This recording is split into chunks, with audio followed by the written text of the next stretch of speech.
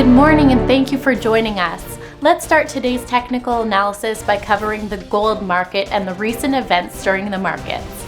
Greg? The gold-dollar pair made a minor upward correction in the last session, gaining 0.2%. The ROC is giving a positive signal. The euro dipped a slight 0.2% against the dollar in the last session. The MACD is giving a positive signal, going against our overall technical analysis. The pound-dollar pair saw a minor dip of 0.2% in the last session. The stochastic RSI is giving a positive signal. The Bitcoin-dollar pair dove 6.7% in the last session. The MACD is giving a negative signal. Thank you for sharing with us. Now let's hear from our news department.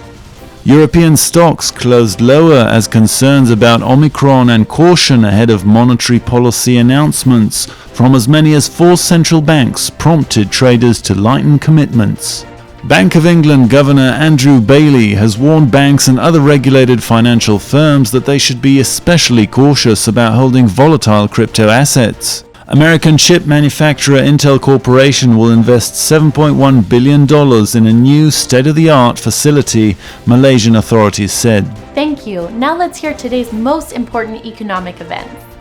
The US NFIB Business Optimism Index will be released at 1100 GMT.